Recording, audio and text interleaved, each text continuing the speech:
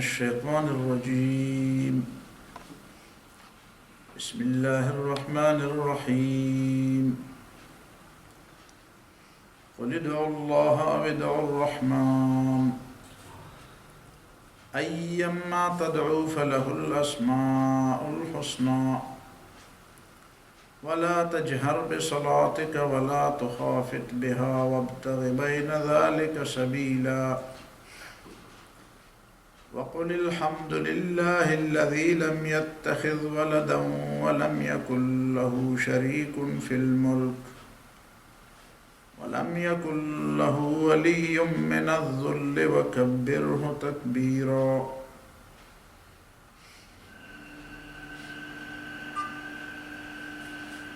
سورہ الاسراء کی آخری آیات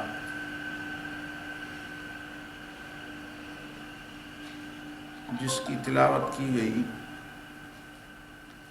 قل ادعوا اللہ او ادعوا الرحمن، اے نبی کہہ دو اللہ کو پکارو یا رحمان کو پکارو، دونوں ٹھیک ہیں، دونوں درست ہیں، اور ایک ہی رب اور ذات کے دونوں نام ہیں۔ ایما تدعو، جس نام سے بھی تم اللہ کو پکارو تو درست ہے، اس لیے کہ فلہ الاسماء الحسنی، اللہ کے بڑے خوبصورت نام ہیں، پیارے نام ہیں۔ ولا تجہر بصلاتک، اور اپنی نماز کو زیادہ زور سے مت بولو، نماز میں قرات زیادہ زور سے مت بولو۔ ولا تخافت بہا، اور نہ اتنا چپکے سے بولو کہ کسی کو سنائی ہی نہ دے۔ وابتغ بین ذلک سبیلا، اور ان دونوں کے درمیان راستہ اختیار کرو اعتدال کے ساتھ، کہ سننے والے سن سکیں اور زیادہ بلا ضرورت آواز بلند نہ ہو۔ وقل الحمد للہ، اور کہہ دو خدائی کی ساری صفات صرف اللہ کے لیے ہیں۔ الذی لم یتخذ ولدا، جس نے اپنے لیے کوئی بیٹا نہیں بنایا، کسی کو بیٹا نہیں بنایا۔ ولم یکن لہ شریک فی الملک، اور خدائی میں اس کا کوئی شریک اور ساجی نہیں۔ وَلَمْ يَكُنْ لَهُ وَلِيٌّ مِّنَ الذُّلِّ، اور کمزوری کی بنیاد پر اس نے کسی کو دوست نہیں بنایا، اسے کمزوری لاحق نہیں ہوتی۔ وَكَبِّرْهُ تَكْبِيرًا، اور اللہ ہی کی بڑائی بیان کرو کہ اللہ ہی سب سے بڑا ہے۔ قرآن مجید کے اندر اللہ تعالیٰ کے اسماء حسنہ کے بارے میں کئی آیات، ایک جو ابھی سورہ الاسراء کی آیات اور ابھی سورہ الاعراف کی آیات میں بھی آپ نے سن لیا، وَلِلَّهِ الْأَسْمَاءُ الْحُسْنَى فَادْعُوهُ بِهَا، اور اللہ کے بہتر نام ہیں تو اللہ تعالیٰ کو ان ناموں کے ذریعے پکارو، یا ان ناموں کے حوالے سے اللہ تعالیٰ کی بندگی کرو۔ ان ناموں کے جو تقاضے ہیں وہ تقاضے پورے کر لو، وہ بندگی ہے۔ وَذَرُوا الَّذِينَ يُلْحِدُونَ فِي أَسْمَائِهِ، اور ان لوگوں کو اپنے حال پر چھوڑو جو اللہ تعالیٰ کے ناموں کے بارے میں کجروی اختیار کرتے ہیں، اللہ کو غلط ناموں سے پکارتے ہیں، اللہ کے غلط نام رکھتے ہیں، اللہ کے ناموں کے غلط مطلب بیان کرتے ہیں، اللہ کو چھوڑ کر کسی اور کو اللہ کے نام دیتے ہیں۔ یہ ساری کجروی ہے۔ ان لوگوں کو اپنے حال پر چھوڑ دو، اللہ ان سے حساب لے گا۔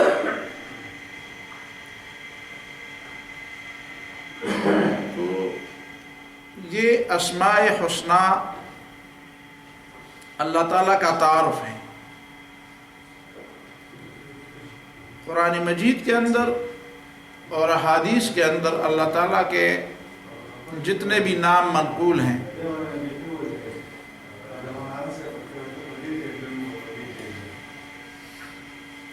وہ سب اللہ تعالیٰ کا ہم سے تعارف کا ذریعہ ہے، جسے ہم اپنے رب کو پہچان سکتے ہیں۔ اور اسلام کی یہ خصوصیت ہے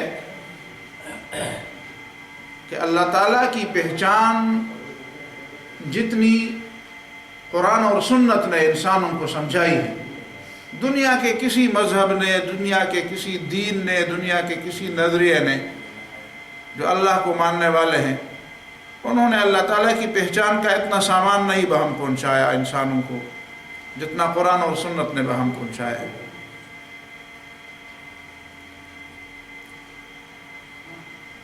ایک حدیث میں جو بخاری، مسلم، ترمذی، ابن ماجہ، مستدرک حاکم اور بعض دوسری کتابوں میں نقل ہوئی ہے، حضرت ابو ہریرہ رضی اللہ تعالیٰ عنہ کی حدیث روایت، اس میں ذکر ہے کہ اللہ تعالیٰ کے 99 نام ہیں۔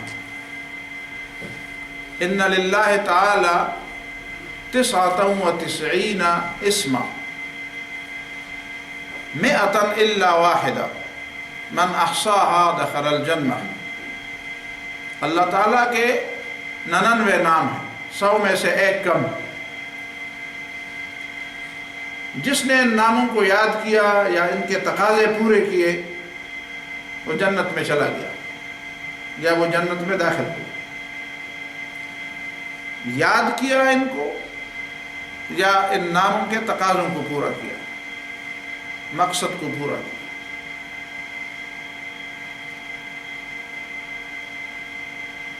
لیکن قرآن اور سنت کے اندر مزید تحقیق سے ثابت ہوتا ہے کہ اللہ تعالیٰ کے اسماء ان سے زیادہ ہیں، صفاتی نام 99 سے زیادہ ہیں۔ آپ یہ کہہ سکتے ہیں کہ رسول اللہ صلی اللہ علیہ وسلم نے ایک حدیث میں صرف 99 ناموں کا بحیثیت مجموعی ذکر کیا، وہ 99، جس طرح ہم کہتے ہیں عشرہ مبشرہ۔ تو نبی صلی اللہ علیہ وسلم کے صحابہ کرام میں صرف 10 صحابہ تو جنتی نہیں ہے، سارے صحابہ جنتی ہیں، تو ہم عشرہ مبشرہ کیوں کہتے ہیں؟ صرف 10 صحابہ کو جنت کی بشارت دی گئی۔ اس کا جواب یہ ہے کہ 10 صحابہ وہ ہیں جن کو ایک ہی موقع پر، ایک ہی کڑی میں پرویا گیا ہے اور ان کو جنت کی بشارت دی گئی ہے نام لے کر۔ باقی سارے صحابہ جنتی ہیں۔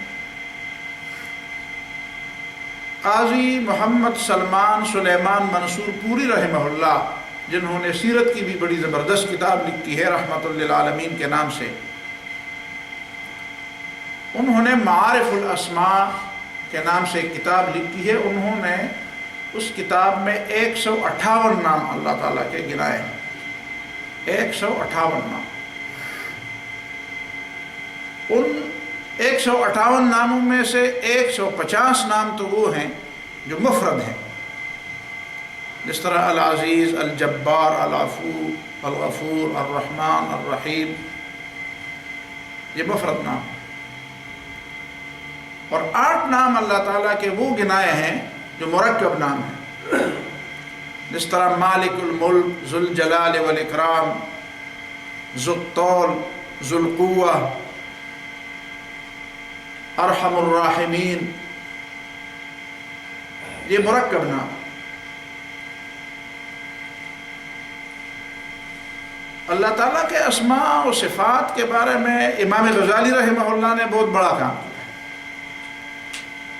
اور انہوں نے بڑی تفصیل کے ساتھ اللہ تعالیٰ کے ناموں کا اور صفات کا ذکر کیا ہے اور ان کے معنی واضح کیے۔ بعد کے دور میں موجودہ زمانے کے اہل علم میں، قریب زمانے کے اہل علم میں، قاضی منصور سلیمان منصور پوری کا نام میں نے لیا۔ اسی طرح عرب کے ایک عالم دین ہے صالح العثیمین، انہوں نے اسماء حسنہ کے بارے میں ایک متن ترتیب دی تھی،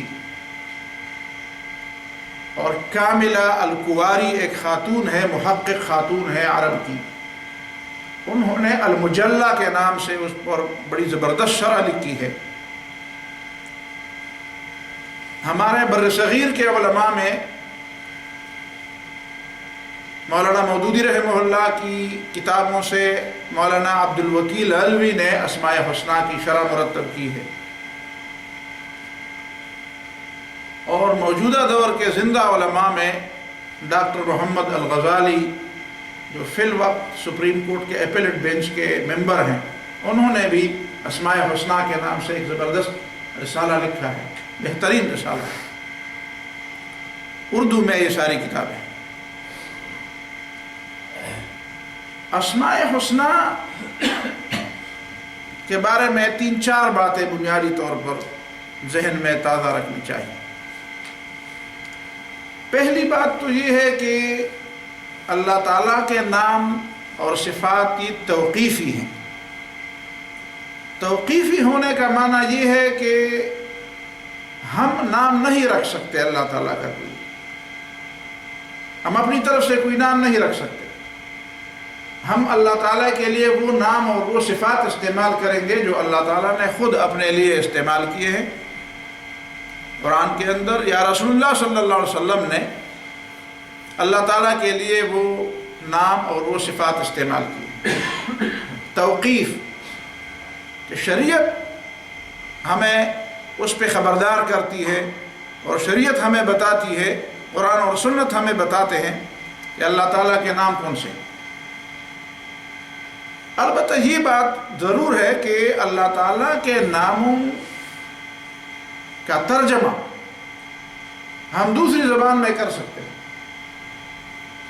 نام اور صفت تو توقیفی ہے، لیکن ناموں اور صفات کا ترجمہ دوسری زبان میں ہم اس کو ذکر بھی کر سکتے ہیں، لکھ بھی سکتے ہیں۔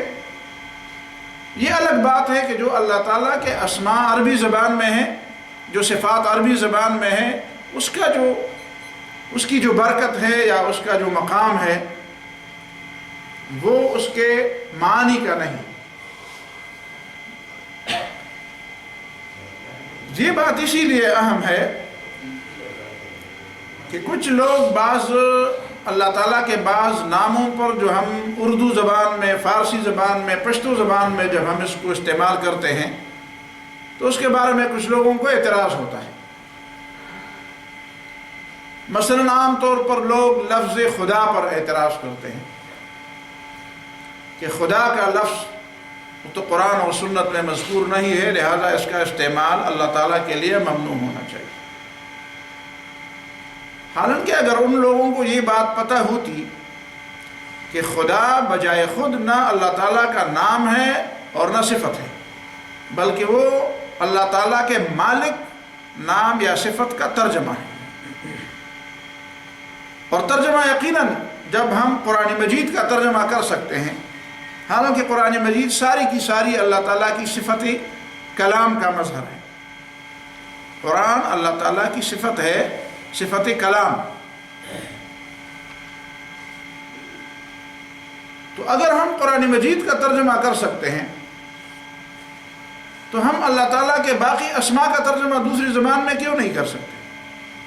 یا تو یہ پابندی ہونی چاہیے کہ قرآن مجید کو ہم صرف عربی زبان میں سمجھیں گے، اور جن کو عربی نہیں آتی وہ عربی سمجھیں، اور عربی سمجھے بغیر ہمیں قرآن کے سمجھ کا حق حاصل نہ ہو۔ لیکن اگر دنیا کے سارے مسلمان امت اس پر متفق ہے، ساری امت، کہ قرآن مجید کا ترجمہ فارسی میں، عربی میں، انگریزی میں، اردو میں، پشتو میں، دنیا جہان کی زبانوں میں یہ کرنا جائز بھی ہے، اور یہ امت کا طریقہ رہا ہے ابتدا سے، اور کم از کم اس حد تک کسی نے مخالفت نہیں کی ہے کہ قرآن مجید کا ترجمہ نہیں ہونا چاہیے۔ تو اگر ہم الحمدللہ رب العالمین کا ترجمہ دوسری زبان میں کرتے ہیں، اردو زبان میں ہم کرتے ہیں ساری تعریفیں اللہ کے لیے ہے جو پالنے والا ہے ساری مخلوقات کا، یہ ترجمے لوگوں نے کیا۔ بڑے سے بڑے اہل علم نے، ان لوگوں نے بھی قرآن مجید کے ترجمے کیے ہیں جو کہتے ہیں کہ خدا کا لفظ نہیں ہونا چاہیے، وہ بھی ترجموں کے قائل ہیں، انہوں نے بھی خود ترجمے کیے ہیں۔ تو اگر ترجمہ کرنا قرآن مجید کا یہ درست ہے تو پھر اللہ تعالیٰ کی کسی صفت کا ترجمہ کرنا کیوں درست نہیں؟ باقی رہا یہ کہ خدا کا لفظ پہلے کب استعمال ہوا، غالباً 510 یا 515 ہجری کے لگ بھگ فارسی زبان میں ایک تفسیر لکھی گئی تھی، تفسیر زاہدی کے نام سے، اور عام طور پر لوگوں کا خیال ہے کہ سب سے پہلے اللہ تعالیٰ کے لیے لفظ خدا کا استعمال تفسیروں میں، تفسیر زاہدی میں کیا گیا ہے۔ لفظ خدا مالک کا ترجمہ ہے، جس کو خداوند بھی کہتے ہیں، خدا بھی کہتے ہیں۔ کچھ لوگوں نے یہ بھی کہا ہے کہ خدا کا لفظ خود آ، یعنی الحی القیوم کا ہم معنی ہے، خود آ، اور کسی نے اس کو خداوند، جس کا ہم پشتو میں خاوند ترجمہ کرتے ہیں، خاوند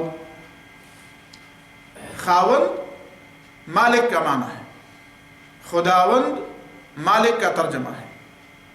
پشتو میں ہی ہم خاوند مالک کے معنی میں استعمال کرتے ہیں۔ جو کوئی چیز گری پڑی کوئی چیز ہو اور اس کی کوئی قدر نہ کرنے والا ہو تو آدمی کہتا ہے یار دس بے خاوند مال لے، اس کا مطلب ہے بے مالک۔ خداوند، اور خداوند کا معنی ہے مالک۔ جس طرح ہم پروردگار کا لفظ بولتے ہیں اور وہ رب کا ہم معنی ہے پالنے والا، یا پالنے والا کا لفظ ہم بولتے ہیں، اسی طرح ہم پروردگار یا پرورد کنندہ، پرورش کنندہ یا پروردگار پالنے والا، یہ الگ بات ہے کہ جو برکت، جو خیر اور جو عظمت لفظ اللہ کا ہے وہ لفظ خدا کا نہیں۔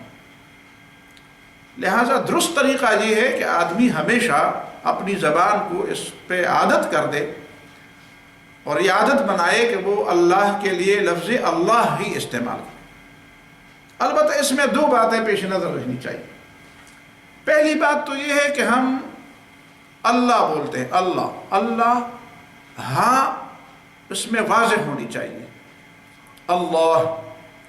ہماری پشتو اور اردو کی ساخت ایسی ہے کہ ہم آخری لفظ کو بالکل خاموش کر کے کبھی کبھی اس کو اڑا بھی دیتے ہیں۔ تو بہتر طریقہ اس سے زیادہ یہ ہے کہ ہم اللہ کے لیے اللہ سبحانہ و تعالی، اللہ تبارک و تعالی، اللہ تبارک و تعالی، اور اگر یہ نہ بول سکے تو اللہ تعالیٰ کے دوسرے اسماء جو رحمان ہے، رحیم ہے، رب العالمین ہے، وہ تو آسان ہے۔ مثال کے طور پر رب العالمین، رب العالمین ایسا لفظ ہے کہ جس کے تلفظ میں ہمیں کوئی مشکل پیش نہیں آتی۔ پھر یہ بھی علماء نے لکھا ہے، اور اسی وجہ سے ہم نے یہاں کی تجوید کی کلاس بھی رکھنے کی کوشش کی ہے، اور انشاءاللہ آئندہ اس طرح کی اہتمام ہوگا، کہ لفظ اللہ میں اسلام کو ذرا پر کر کے ادا کرنا چاہیے۔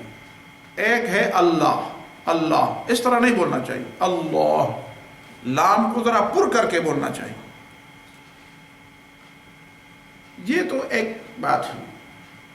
دوسری بات اس سلسلے میں یہ ہے کہ جس طرح اشارہ پہلے ہو چکا کہ اللہ تعالیٰ کے اسماء میں اور اللہ تعالیٰ کی صفات میں کجروی سے اپنے آپ کو بچانا چاہیے۔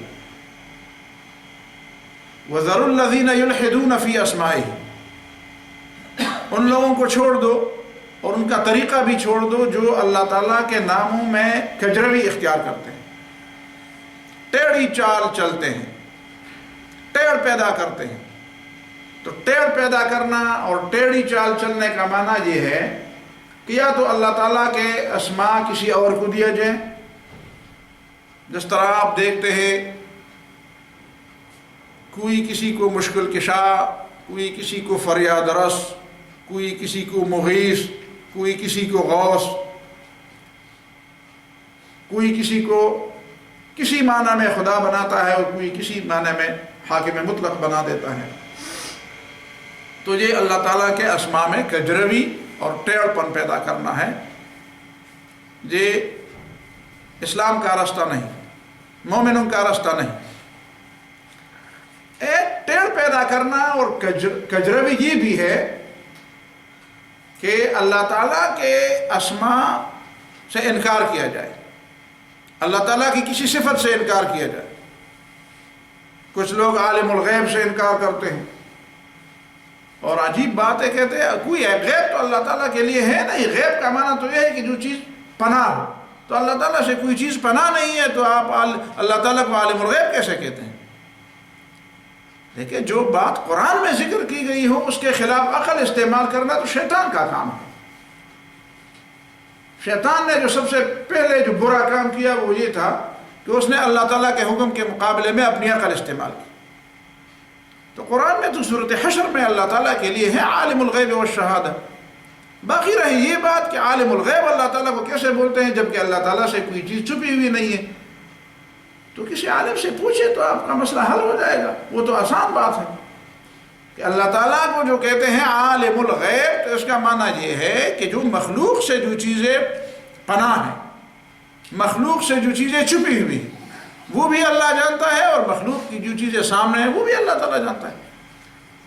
تو اللہ تعالیٰ عالم الغیب ہے، عالم ہے ان چیزوں کا جو چیزیں مخلوق سے چھپی ہوئی ہیں، والشہادہ، اور اللہ تعالیٰ عالم ہے ان چیزوں کا اور جاننے والا ہے ان چیزوں کا جو مخلوق کے سامنے۔ تو یہ مخلوق کے لحاظ سے غیب کہتے ہیں، اللہ تعالیٰ سے تو کوئی چیز غیب نہیں۔ اسی طرح اللہ تعالیٰ کے اسماء اور صفات میں کجروی کا ایک معنی یہ بھی ہے کہ جس طرح پرانے زمانے میں کچھ لوگ تھے جن کو مشبہہ کہا جاتا تھا، کچھ لوگ مجسمہ تھے، کچھ مشبہہ تھے، کچھ معطلہ تھے، کچھ ایسے لوگ تھے جو سمجھتے تھے کہ اللہ تعالیٰ کے کچھ صفات وہ اس انداز سے وہ لیتے تھے کہ ان کا معنی ہی غائب ہو جاتا تھا۔ میں اس مزید تفصیل میں نہیں جانا چاہتا، یہ عمومی مجلس ہے، خالص علمی مجلس ہو تو پھر اس میں بات ہو سکتی۔ کچھ ایسے لوگ تھے جو مشبہہ یا مجسمہ تھے، آج بھی ہیں ایسے لوگ کہ جو کبھی مخلوق کو اللہ تعالیٰ سے تشبیہ دیتے ہیں اور کبھی اللہ تعالیٰ کو مخلوق سے تشبیہ دیتے ہیں۔ تو نہ مخلوق اللہ تعالیٰ کی طرح ہے اور نہ اللہ تعالیٰ کسی مخلوق کی طرح ہے۔ اللہ خالق ہے اور مخلوق مخلوق ہے، نہ مخلوق خالق کی طرح ہو سکتی ہے اور نہ خالق کو مخلوق کی طرح کیا جا سکتا ہے۔ نہ مخلوق خالق ہے اور نہ خالق مخلوق ہے۔ کچھ لوگ ایسے تھے جو مجسمہ کہلاتے تھے، بالکل تجسیم، ایک چیز کو بالکل مادی وجود دینا۔ اللہ تعالیٰ تو مادے اور مادے کے خواص سے ماورا ہے، بالا ہے، اس لیے کہ مادے کی خصوصیات کے اندر احتیاج ہے، جو چیز مادی ہے وہ محتاج ہے، وہ مرکب ہے۔ اللہ تعالیٰ کے اسماء میں لفظ اللہ کو جو مقام حاصل ہے اس کے اندر جتنی بھی آپ سوچیں اور جتنا بھی آپ غور کریں، ایک بات آپ کو بنیادی طور پر یہ نظر آئے گی کہ لفظ اللہ ایک ایسا لفظ ہے جس کی جمع نہیں ہو سکتی۔ لیکن نا الہ کا لفظ اس کی آپ جمع رکھ سکتے ہیں، آلہہ، قرآن میں الہ مفرد بھی آیا ہے، الہین تثنیہ بھی آیا ہے، اور آلہۃ جمع بھی آیا ہے۔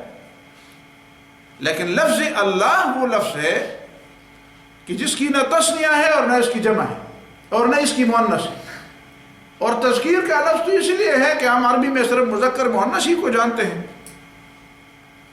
تو اس لیے اس لفظ کے ساتھ معاملہ نحو میں مذکر ہی کیسا ہو سکتا ہے، ورنہ اس کا یہ معنی نہیں ہے کہ جو تذکیر اور تانیث بعض لوگوں میں ہے وہ تذکیر اور تانیث وہ بھی مخلوق کی ہے، ہم جانتے ہیں اور اللہ تعالیٰ مخلوق کی صفات سے بالا ہے. تو لفظ اللہ کی ایک خصوصیت یہ بھی ہے کہ اس کی جمع نہیں آ سکتی، اس کی جمع نہیں آتی. تو کجروی کا معنی یہ ہے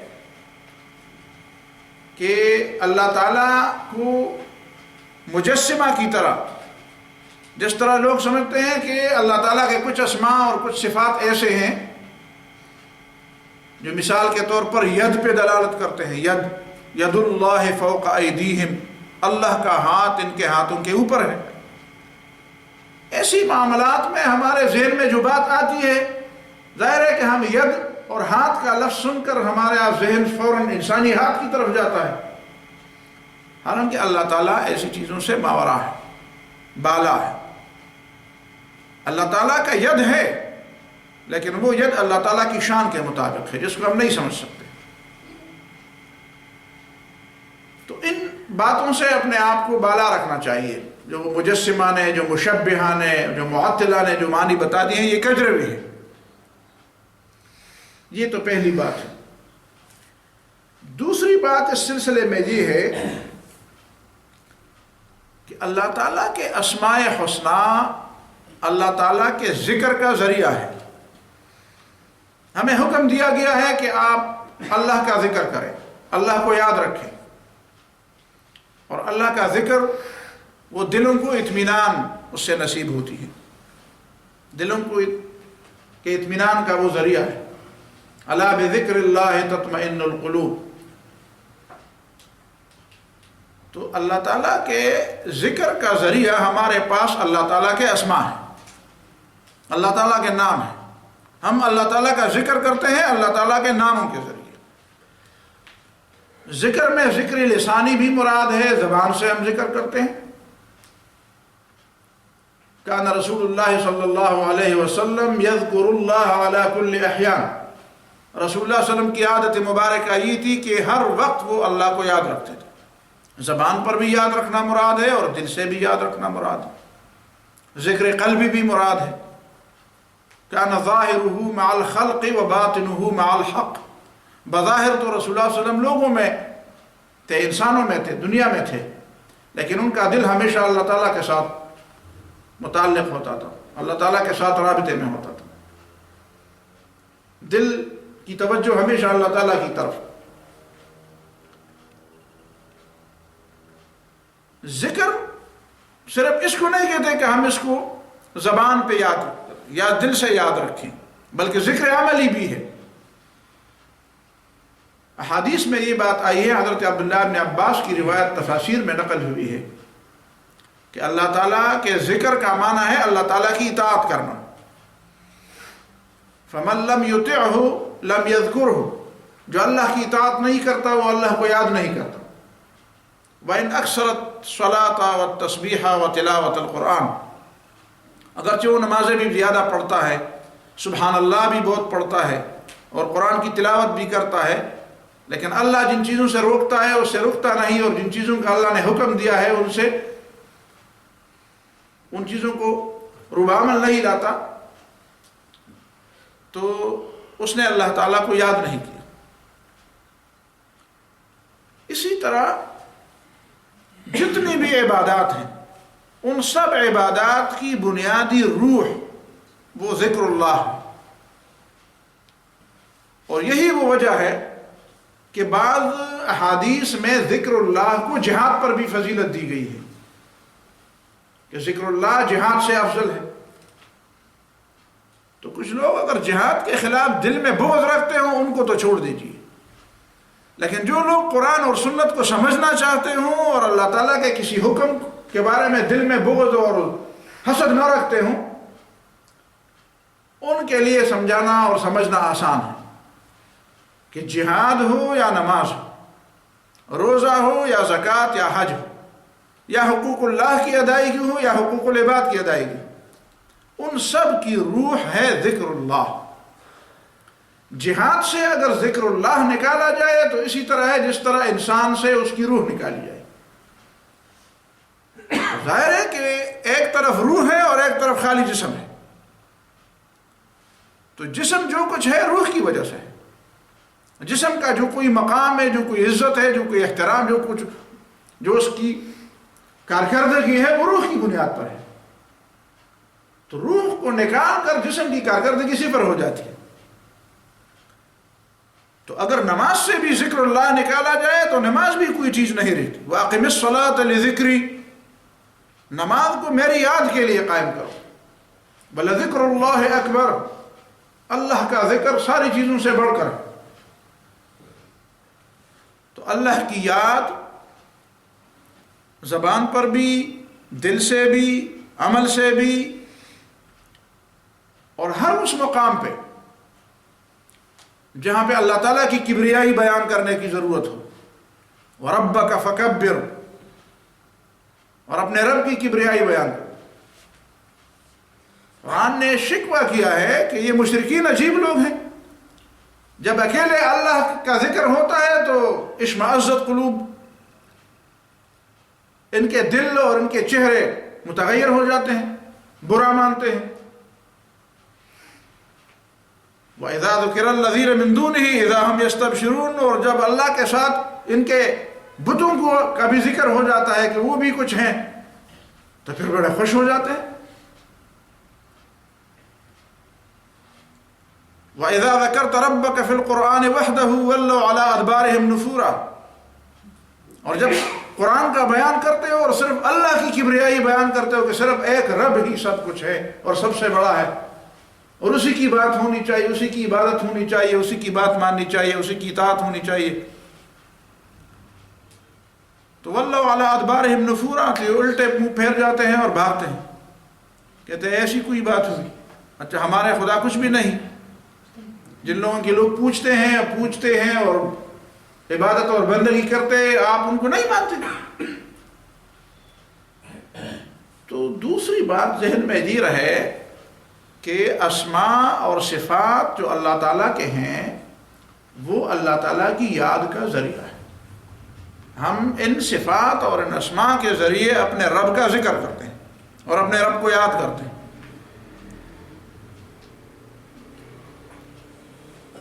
اسی طرح انہی اسماء اور صفات کے ذریعے ہمیں اپنے رب کی معرفت حاصل ہوتی ہے. ہم اپنے رب کو پہچانتے ہیں. ظاہر ہے ہم اپنے رب کو دیکھتے تو نہیں، اس کی ذات وہ ہماری سمجھ سے بالاتر ہے. تو اللہ تعالیٰ کی معرفت ہمیں کیسے حاصل ہوگی؟ اللہ تعالیٰ کی معرفت ہمیں حاصل ہوگی اللہ تعالیٰ کے ناموں کے ذریعے، اللہ تعالیٰ کی صفات کے ذریعے. اور یہ جو صفات اللہ تعالیٰ کے قرآن میں اور سنت میں ہمیں بیان ہوئی ہے، ان صفات کو سمجھ کر ہمیں اپنے رب کی معرفت حاصل ہوگی. اور یہ معرفت، اس میں ہم آخری حد تک نہیں جا سکتے. دنیا میں بھی یہ ہمارا یہ سلسلہ جاری رہنا چاہیے. جب تک زندگی ہے یہ معرفت کا حصول، معرفت کے حصول کا اور اس معرفت میں آگے جانے کا اور سفر کرنے کا یہ سلسلہ یہ چلتا رہے. بلکہ یہ سلسلہ موت کے بعد قیامت تک، اور قیامت کے بعد جنت میں جب ہم جائیں گے، اللہ تعالی ہمیں لے جائے، تو جنت میں بھی یہ سلسلہ اسی طرح چلتا رہے. اللہ تعالیٰ کی صفات اور اللہ تعالیٰ کے کمالات وہ کتنے ہیں، وہ تو قرآن نے ہمیں بیان کیا ہے. وَلَوْ أَنَّ مَا فِي الْأَرْضِ مِنْ شَجَرَةٍ أَقْلَامٌ وَالْبَحْرُ يَمُدُّهُ مِنْ بَعْدِهِ سَبْعَةُ أَبْحُرٍ مَا نَفِدَتْ كَلِمَاتُ اللَّهِ. اگر روئے زمین کے سارے درخت قلم بن جائے، ایک درخت کے کتنے قلم بنتے ہیں؟ اور زمین پر جتنا پانی ہے یہ سیاہی بن جائے. اور وَالْبَحْرُ يَمُدُّهُ مِنْ بَعْدِهِ سَبْعَةُ أَبْحُرٍ، اور جتنا پانی اب زمین کے اندر ہے اس کو 7 گنا اور پانی بھی اس سے مل جائے اور یہ لکھنا شروع کر دے، یہ سیاہی ختم ہو جائے گی، یہ قلم گھس جائیں گے، یہ سارے درخت گھس جائیں گے، ختم ہو جائیں گے. ما نفدت کلمات اللہ، اور اللہ تعالیٰ کی کلمات اور اللہ تعالیٰ کا علم اور صفات ختم نہیں ہوں گی. تو ذہن میں یہ بات آ جاتی ہے واللہ تعالی عالم کہ دنیا کے اندر تو ہم مادی آلائشوں میں اور مادی قسم کی آلودگیوں میں ہم گھرے ہوئے ہیں. ہماری زندگی اسی طرح ان مادیت کے ساتھ آلودہ ہو گئی ہے، مل گئی ہے اور اس کے ساتھ مخلوط ہو گئی ہے.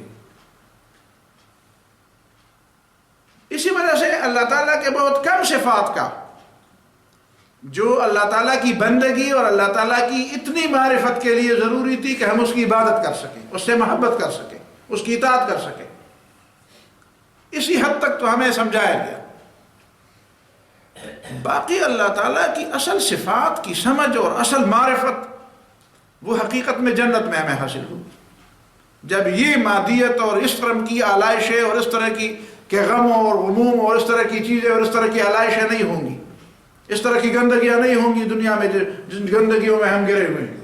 ان گندگیوں سے ہم پاک ہوں گے تو ہم حقیقت میں اللہ تعالیٰ کی حقیقی معرفت اس کے حصول کے ہم لائق بن جائیں گے، دیکھنے کے بھی لائق بن جائیں گے. اب ہم دیکھنے کے بھی لائق نہیں ہیں، وہیں پہ دیکھنے کے بھی لائق ہو جائیں گے اور وہیں پہ حقیقی معرفت کے بھی ہم لائق ہو جائیں گے.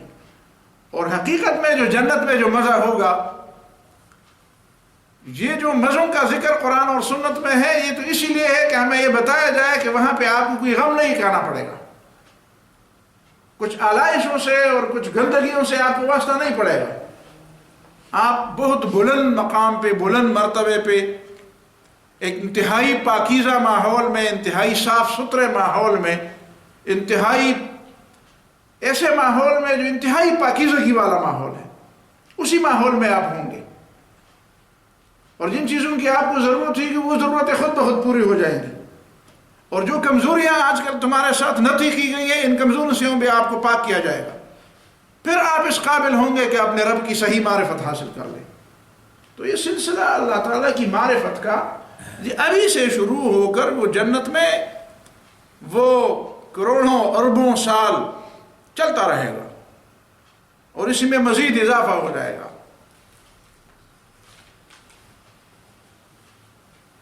اس کے بعد ایک اور بات بھی ذہن میں رہے، وہ بات یہ ہے کہ اللہ تعالیٰ کی صفات تین قسم کے ہیں، تین قسم کے صفات ہیں. صفات جلالیہ، صفات جمالیہ اور صفات کمالیہ. اللہ تعالیٰ کی صفات جلالی صفات وہ ہیں، یا تو اس کا معنی یہ ہے کہ وہ صفات اور وہ باتیں جن میں اللہ تعالیٰ نے اپنے آپ کو کچھ چیزوں سے اور نقائص سے اور عیوب سے بالاتر بتا دیا ہے. لم یلد لم یولد لم یکن لہ کفوا احد ما اتخذ صاحبا ما اتخذ اللہ من ولد. اللہ کے یہاں کوئی اولاد نہیں، اللہ کسی کی اولاد نہیں، اللہ تعالیٰ کی بیوی نہیں، اللہ تعالیٰ نے کسی کو بیٹا نہیں بنایا. تو یہ ہے صفات جلالیہ. اور یا صفات جلالیہ سے مراد وہ صفات ہے کہ جن صفات میں اللہ رب العالمین کی عظمت کا تصور ہمیں سمجھایا گیا ہے. جس طرح ہے الجبار، العزیز، المتکبر، القہار.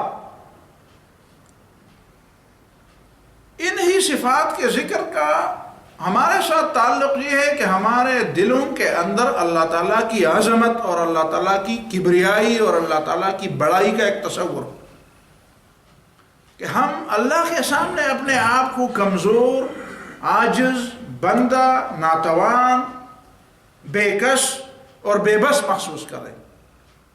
کہ اللہ کی کبریائی، اللہ کی عظمت، اللہ کی بڑائی اور اپنا عجز، اپنی کمزوری، اپنی درماندگی، اپنا نقص، اپنا عیب، یہ چیزیں ہمارے پیش نظر ہیں.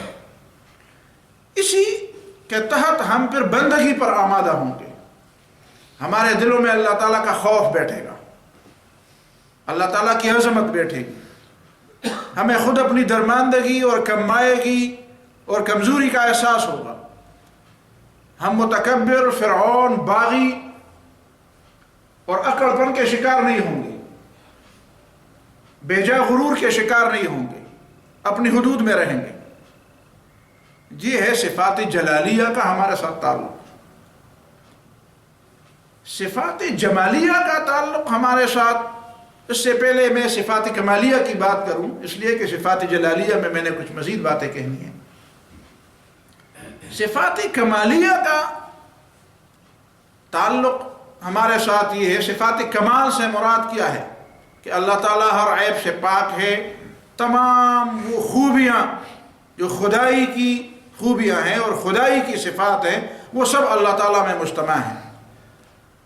وہ یہ الحمدللہ کا معنی ہے کہ خدائی کی تمام صفات وہ اللہ تعالیٰ ہی کے لیے خاص ہے، اللہ تعالیٰ ہی اس کا مالک ہے، وہ خالق ہے، وہ مالک ہے، وہ رازق ہے، وہ حی ہے، وہ قیوم ہے، وہ حاکم ہے، وہ حکم ہے، وہ عدل ہے، وہ رزق دینے والا ہے، وہ پیدا کرنے والا ہے، وہ مارنے والا ہے، وہ ہنسانے والا ہے، وہ رلانے والا ہے، وہ موت دینے والا ہے، وہ زندگی دینے والا ہے۔ یہ ہے صفات کمالیہ۔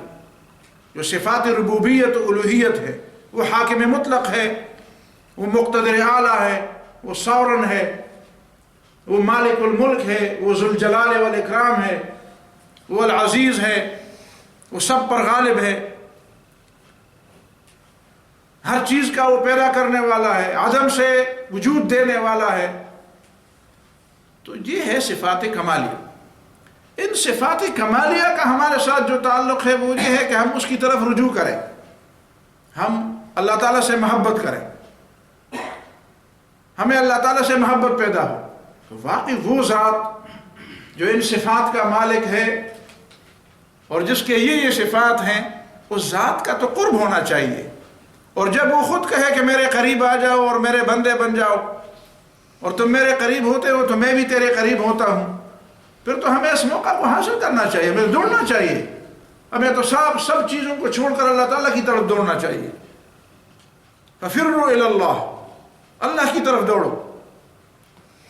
ہمیں اللہ تعالیٰ کی محبت حاصل ہونی چاہیے، ہم اس سے محبت کریں، ایسی ذات کے ساتھ محبت ہونی چاہیے جو ساری صفات کمال، حسن، خوبی اور کمالات کا مالک ہو، اور اس حسن اور خوبی اور ان کمالات کا ہمارے ساتھ بھی تعلق ہو کہ اس نے ہمیں بھی کچھ دیا ہو، ہمیں بھی کچھ دیا ہو، ہمیں جو اس نے زندگی دی ہے، ہمیں اس نے جو قوتیں عطا کی ہیں، ہمیں جو صلاحیتیں اس نے عطا کی ہیں، ہمیں جو رزق وہ عطا کرتا ہے، ہمیں جو موقع اس نے عطا کیا ہے دنیا میں زندگی گزارنے کا،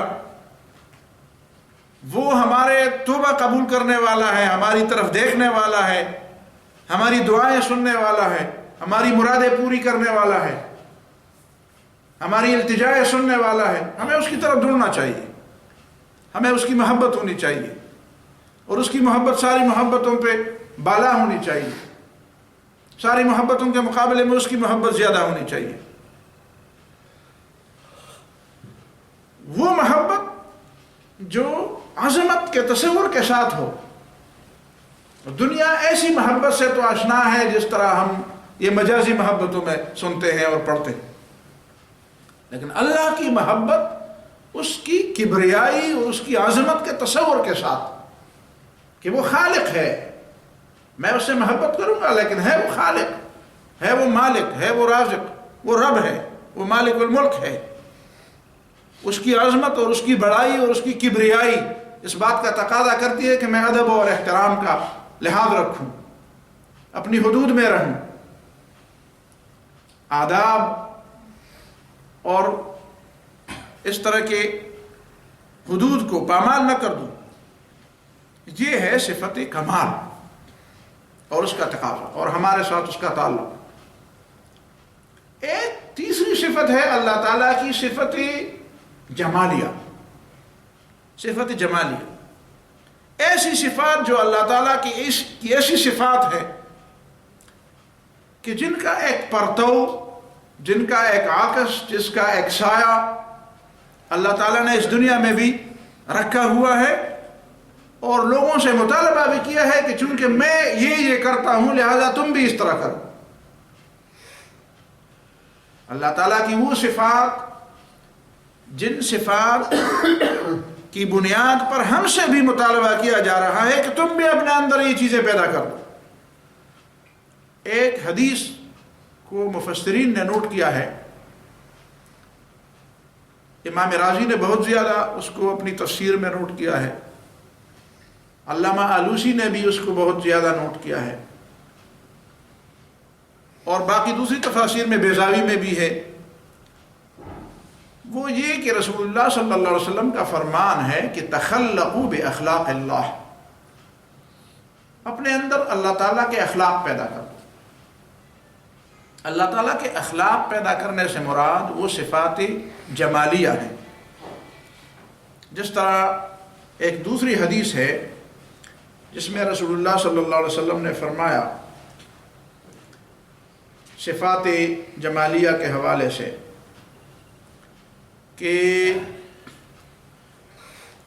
الراحمون یرحمہم الرحمن ارحموا من فی الارض یرحمکم من فی السماء ارحموا اہل الارض یرحمکم من فی السماء۔ ترمذی میں ارحموا اہل الارض ہے، سنن ابن ماجہ میں ہے ارحموا من فی الارض، مطلب دونوں کا ایک ہے۔ الراحمون یرحمہم الرحمن، رحم کرنے والوں پر رحمان رحم کرتا ہے۔ اللہ ان لوگوں پر رحم کرتا ہے جو لوگوں پر، مخلوق پر رحم کرتے ہیں۔ ارحموا من فی الارض یرحمکم من فی السماء، زمین والوں پر تم رحم کرو، آسمان والا تم پر رحم فرمائے گا۔ اور یہ حدیث اگرچہ محدثین نے تو زیادہ ذکر نہیں کی ہے، لیکن میں نے سوچا تو وہ مشہور حدیث جس کو تقریباً سب لوگوں نے ذکر کیا ہے، اسی حدیث کے اندر یہ مفہوم شامل ہے کہ حضرت عائشہ رضی اللہ تعالیٰ عنہ سے پوچھا گیا کہ رسول اللہ صلی اللہ علیہ وسلم کے اخلاق کیا تھے، تو حضرت عائشہ رضی اللہ تعالیٰ عنہ نے فرمایا کان خلقہ القرآن، رسول اللہ صلی اللہ علیہ وسلم کے اخلاق قرآن مجید تھے۔ اب دیکھیں قرآن مجید اللہ تعالیٰ کی صفت ہے، اور وہ خلق کا معنی بھی انسان کی صفت ہے، تو قرآن اللہ تعالیٰ کی صفت ہے لیکن رسول اللہ صلی اللہ علیہ وسلم کا اخلاق قرآن ہے، گویا کہ رسول اللہ صلی اللہ علیہ وسلم کی صفت بھی قرآن ہے۔ اسی سے مراد ہے وہ صفات جمالیہ کہ قرآن انسان کے اندر جن صفات کو پیدا کرنے کی بات کرتا ہے اور جن کا مطالبہ کرتا ہے وہ قرآن مجید میں بیان ہوئے ہیں کہ کیسے تمہاری زندگی ہو، تمہارا عقیدہ کیسے ہو، تمہارا اخلاق کیسے ہو، اور تمہارا رویہ اور تمہارا عمل کیسے ہو۔ یہ ساری باتیں قرآن نے بیان کی، اور رسول اللہ صلی اللہ علیہ وسلم ایسے ہی تھے۔ تو تخلقوا باخلاق اللہ، اللہ تعالیٰ کے اخلاق کو اپناؤ، اس سے مراد ہے وہ صفات جمالیہ۔ مثال کے طور پر مہربانی پیدا کرنا، وسعت نظری، لوگوں کو معاف کرنا، لوگوں سے درگزر کرنا، لوگوں کی ضرورتیں پوری کرنا، لوگوں کے کام آنا۔ تو رحمت، رأفت، مہربانی، نرمی، کسی کی دستگیری کرنا، کسی کو مصیبت اور غم میں مدد دینا، یہ چونکہ اللہ تعالیٰ کے صفات ہیں، اور پھر سے بڑھ کر، سب سے بڑھ کر جو صفت ہے وہ ہے لوگوں کو اللہ تعالیٰ کے دین کی طرف بلانا، جس کو اللہ تعالیٰ نے اس سے بھی بڑھ کر ایک اور نام دیا ہے، کونوا انصار اللہ، اللہ کے مددگار بنو۔ بظاہر عجیب بات ہوتی ہے، اللہ کے مددگار، اللہ ہمارے مددگار، ہم اللہ سے مدد مانگیں گے، ہم اللہ کے مددگار کیسے بن سکتے ہیں؟ اس کا مفہوم واضح ہے، اور وہ یہ ہے کہ دیکھو اللہ تعالیٰ ہی نے یہ ذمہ داری لی ہے کہ میں لوگوں کو اپنی طرف بلاؤں. اس کے لیے اللہ تعالیٰ نے پیغمبر بھیجے، اس کے لیے اللہ تعالیٰ نے کتابیں بھیجی، اس کے لیے اللہ تعالیٰ نے دلائل دیے، اس کے لیے اللہ تعالیٰ نے کائنات کے اندر غور و فکر کی صلاحیت بھی لوگوں کو دی اور غور و فکر کی طرف لوگوں کو بلایا بھی. تو گویا کہ اللہ تعالیٰ کی بندگی کی طرف لوگوں کو بلانا یہ کام بنیادی طور پر تو اللہ تعالیٰ کا ہے. اب جو شخص، جو انسانوں میں سے اللہ تعالیٰ کی طرف لوگوں کو بلائے، وہ گویا کہ حقیقت میں وہی کام کرتا ہے جو اللہ تعالیٰ کا ہے. اور اللہ تعالیٰ نے فرمایا کہ کام تو یہ میرا تھا اور تم بھی اس کام میں لگے ہوئے ہو، تو گویا تو میری مددگار، تو میرے مددگار.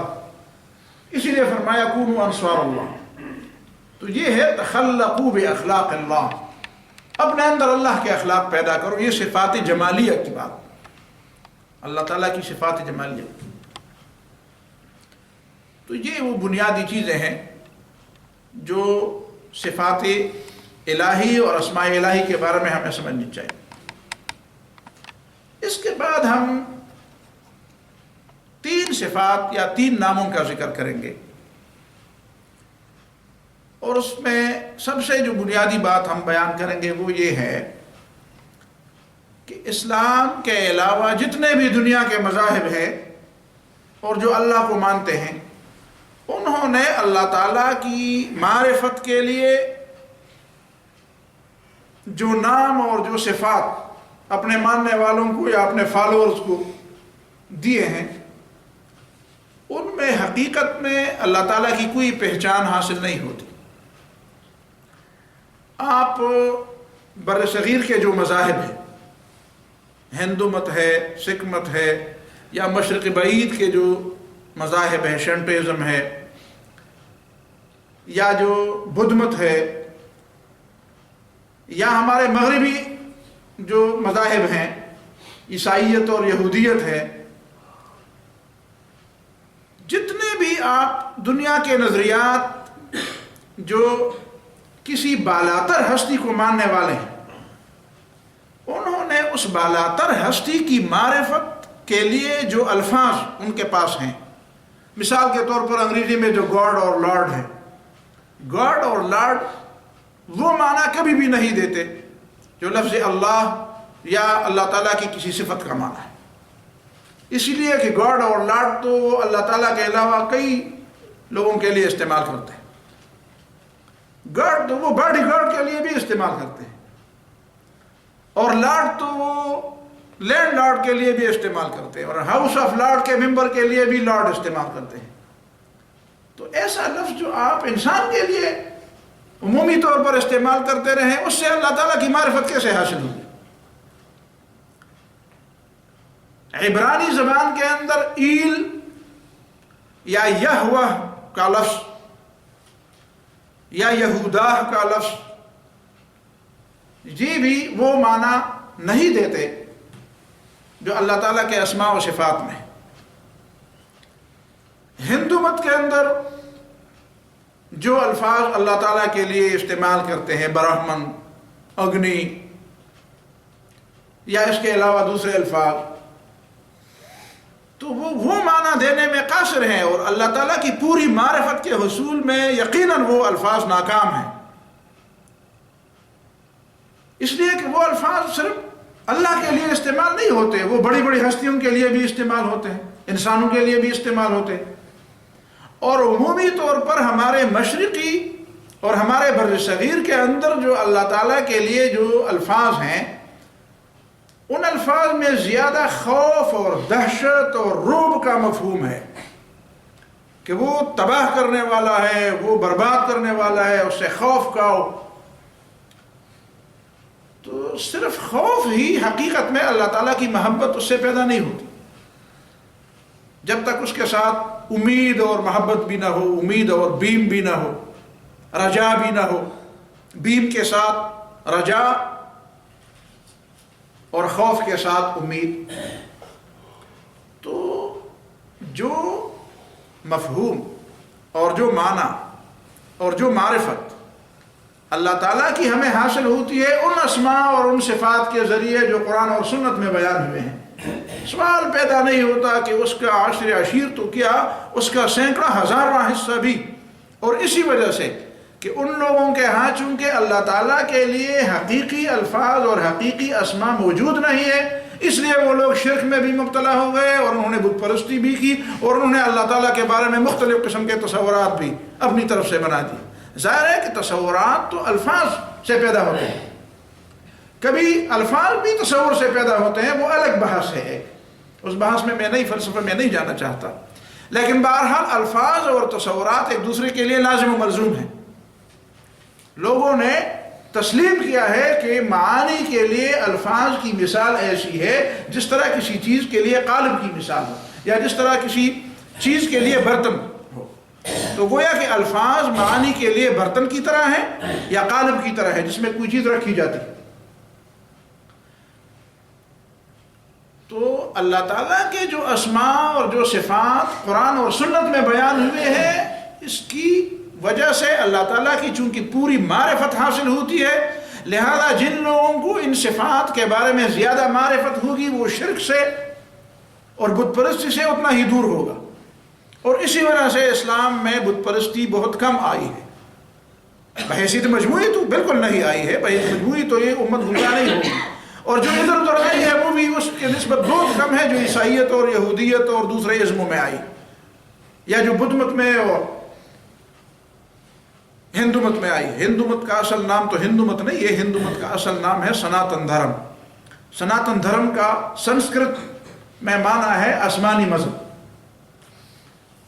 تو حقیقت میں تو لیکن چونکہ وہاں پہ اللہ تعالیٰ کے وہ نام ہی انہوں نے گم کر دیے، اور دوسری بات یہ ہے کہ انہوں نے کتاب کا معلم ہی گم کر دیا، تو ظاہر ہے کہ صرف کتاب تو سمجھانے والی نہیں ہے جب تک کتاب کو سمجھانے والا نہ ہو، معلم کتاب نہ ہو۔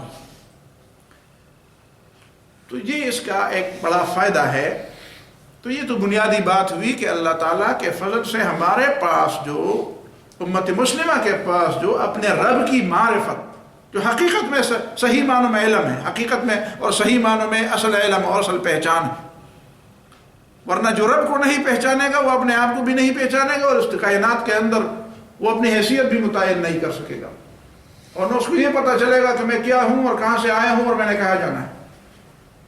یہ ساری باتیں اسی ایک نقطے کی طرف گھومتی کہ آپ اپنے رب کو پہچانیں۔ تو رب کے پہچان کے لیے جو ہمارے پاس قرآن و سنت میں جو اللہ تعالیٰ کے اسماء و صفات ہیں وہ کسی کے پاس نہیں ہے، بہت بڑا خزانہ ہے۔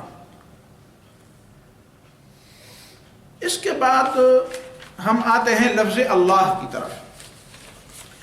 لفظ اللہ کے بارے میں کچھ لوگوں کا یہ خیال ہے کہ یہ الہ یا الہ، لاہ یا لوہ یا الالہ سے ماخوذ ہے، لیکن درست بات یہ ہے، امام ابو حنیفہ رحمہ اللہ نے بھی اس کو درست کہا ہے اور بڑے بڑے علماء نے، کہ لفظ اللہ بجائے خود ایک ایسا لفظ ہے جو کسی سے مشتق نہیں ہے۔ اللہ اس واجب الوجود ذات کے لیے جو اس کائنات کا خالق، مالک اور حاکم اور مدبر اور فرمان روا ہے، اس کا علم ہے۔ یہ خاص الخاص لفظ ہے اللہ رب العالمین، لفظ اللہ۔ اور جس طرح پہلے آپ کو بتایا گیا کہ اس لفظ کی نہ تثنیہ ہے، نہ اس کی جمع ہے، نہ اس کی کوئی مؤنث ہے۔ عرب لوگ لفظ اللہ سے واقف تھے، اور آپ کو علم ہے کہ کعبے کے اندر انہوں نے 360 بت رکھے تھے، اور ہر بت کو وہ الہ کہتے تھے، معبود کہتے تھے۔ لیکن اس کے باوجود انہوں نے بھی بیت اللہ کو بیت اللہ کہا، انہوں نے بیت اللہ کو بیت الالہہ نہیں کہا۔ بیت اللہ اس زمانے میں بھی بیت اللہ تھا، اور اسلام کے زمانے میں بھی جب نبی صلی اللہ علیہ وسلم نے اس کو بتوں سے پاک کیا تب بھی وہ بیت اللہ تھا، اس کا نام نہیں بدلا۔